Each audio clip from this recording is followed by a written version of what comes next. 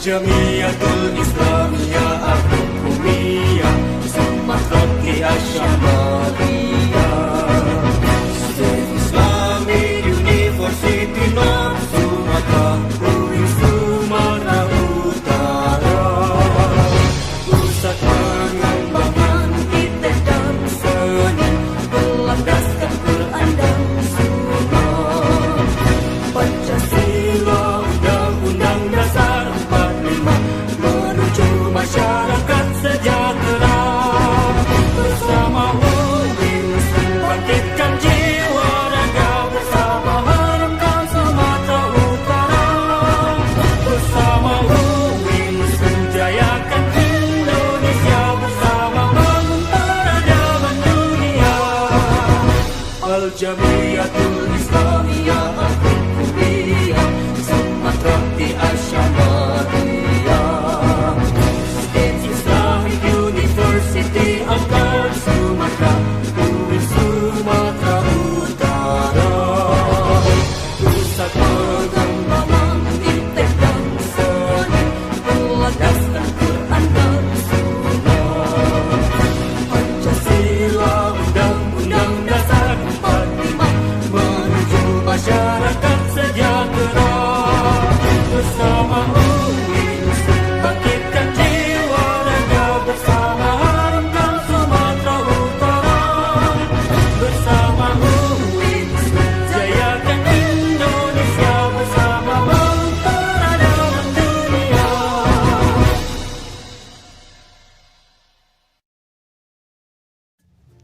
Bismillahirrahmanirrahim. Assalamualaikum warahmatullahi wabarakatuh. Assalamualaikum warahmatullahi wabarakatuh. Kami dari kelompok 3 yang beranggotakan 3 orang atas nama Dwi Atikah dengan NIM 0221730082 dan Muhammad Zulfikar dengan NIM 0221730081 dan yang terakhir Muhammad Amrizal dengan NIM 0221730097. Kami dari jurusan Perbandingan Mazhab semester 7C mata kuliah Hukum Perdata Internasional ingin mempresentasikan makalah kami yang berjudul Titik Taut dan Status Personal. Jadi, pembahasan pertama yaitu mengenai pengertian dari titik taut. Titik taut atau titik pertalian adalah hal-hal atau keadaan yang menyebabkan berlakunya suatu stelsel hukum. Berdasarkan pendekatan tradisional, proses penyelesaian perkara HPI sebenarnya dimulai dengan evaluasi terhadap titik-titik taut atau primer. Dan setelah melalui proses tersebut, konsep titik taut kembali digunakan dalam rangka menentukan hukum yang diberlakukan dalam perkara HPI yang bersangkutan. Kedua, ada titik taut primer. Titik taut primer adalah keadaan-keadaan atau sekumpulan fakta yang melahirkan atau menciptakan hubungan HPI, Hukum Perdata Internasional. Faktor-faktor yang termasuk ke dalam titik pertautan primer yaitu yang pertama ada kewarganegaraan. Perbedaan kewarganegaraan di antara para pihak yang melakukan suatu hubungan hukum akan melahirkan persoalan HPI. Misalnya, seorang warga Indonesia menikah dengan warga negara Belanda, atau seorang warga negara Indonesia melakukan suatu transaksi jual beli dengan seorang warga negara Jerman. Yang kedua itu ada bendera kapal dan pesawat udara. Bendera kapal dan pesawat udara menunjuk pada tempat di mana suatu kapal atau pesawat udara didaftarkan untuk memperoleh kebangsaan dan menetapkan hukum mana yang menguasai kapal atau pesawat udara itu didaftarkan. Misalnya, perbuatan hukum yang terjadi atau dilakukan orang atau per individu di atas kapal maupun pesawat udara seperti peningkatan kontrak bisnis internasional, pengiriman barang melalui kargo, kecelakaan kapal atau pesawat yang menimbulkan kerugian. Yang ketiga, domisili. Persoalan domisili dapat juga menjadi faktor penting timbulnya persoalan HPI. Misalnya, seorang warga negara Inggris yang berdomisili di negara Yunani melangsungkan perkawinan dengan warga negara Inggris yang berdomisili di negara Perancis. Keempat, ada tempat kediaman. Persoalan tempat kediaman seorang juga dapat melahirkan suatu masalah HPI atau hukum perdata internasional. Misalnya, dua orang Malaysia yang berkediaman sementara di Indonesia melangsungkan pernikahan di Indonesia. Yang kelima, ada tempat kedudukan badan hukum. Badan hukum sebagai subjek hukum juga memiliki kebangsaan dan tempat kedudukan atau legal seat. Umumnya, kebangsaan badan hukum ditentukan berdasarkan tempat atau negara, di mana pendirian badan hukum tersebut didaftarkan. Misalnya, ada PT Indokohindo, sebuah perusahaan joint venture antara beberapa pengusaha Jepang dan Indonesia. PT tersebut didirikan berdasarkan hukum Indonesia dalam kedudukan di Jakarta atau Indonesia. Dengan demikian, status hukum PT tersebut adalah Badan Hukum Indonesia. Yang keenam, pilihan hukum intern. Hukum intern, untuk menjelaskan apa yang dimaksud dengan pilihan hukum intern, dapat dikemukakan contoh sebagai berikut. Misalnya, dua orang warga negara Indonesia di Jakarta mengadakan transaksi jual beli barang-barang bahan suatu pabrik, ya kan? Yang penyerahannya memakan waktu jangka panjang dan barangnya diimpor dari Inggris. Dalam konteks jual beli itu diatur oleh hukum Inggris karena adanya pilihan hukum oleh para pihak yang menutup kontrak jual beli ke arah hukum yang berlainan dari nasional. Mereka akan melahirkan hubungan hukum perdata internasional. Baiklah, mungkin ini penjelasan dari saya. Selanjutnya akan dijelaskan oleh teman saya yang bernama Muhammad Amrizal, dan penjelasan berikutnya akan dijelaskan oleh Muhammad Zulfikar. Begitupun penutupnya. Terima kasih. Selanjutnya saya persilahkan kepada Muhammad Amrizal untuk menyampaikan isi makalah kami. Nama saya Muhammad Amrizal, NIM 0202173097. Profesor E.J. Kon berpandangan bahwa salah satu objek dari HPI adalah untuk meletakkan aturan-aturan dalam rangka memilih hukum yang akan diberlakukan. Itu adalah aturan-aturan yang mengesahkan hukum, apa yang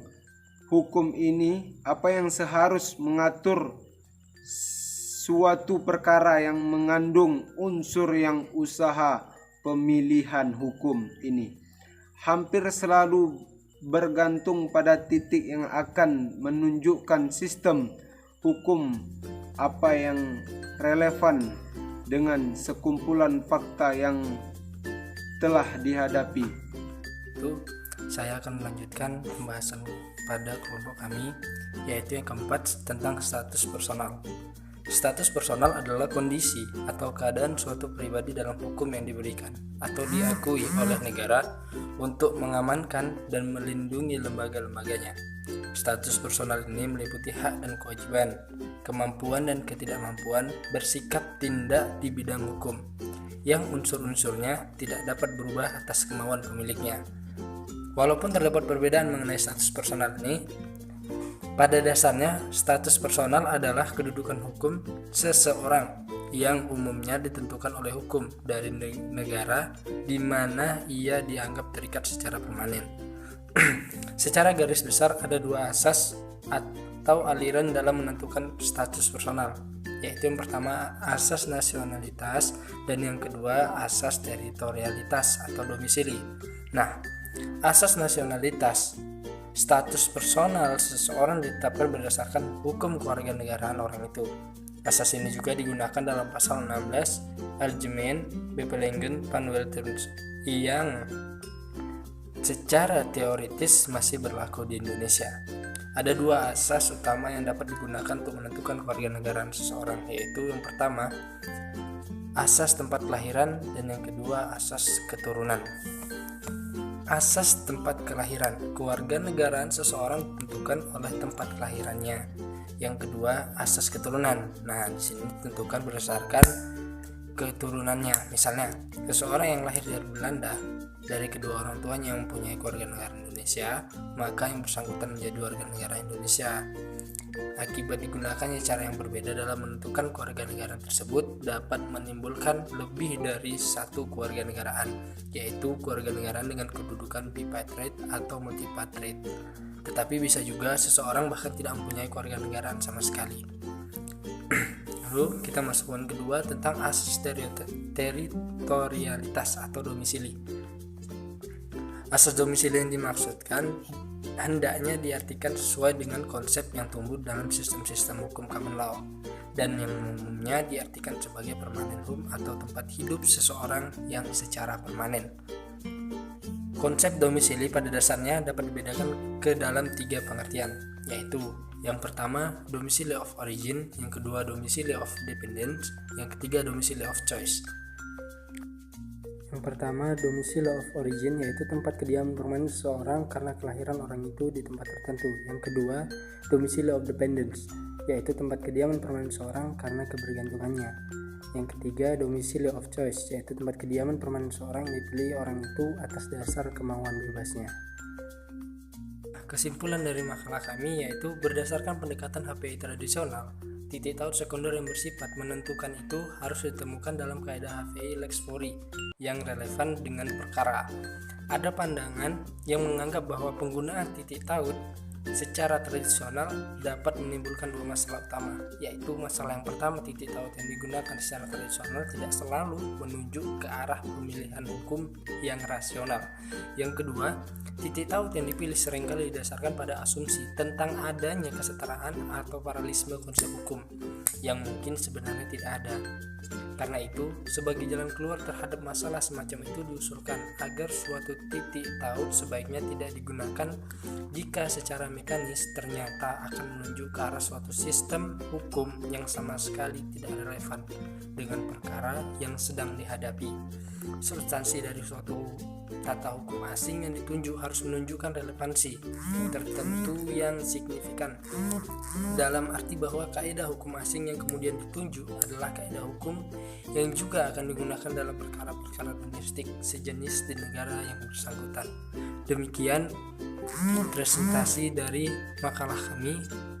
Selanjutnya kami serahkan terhadap dosen yang bersangkutan.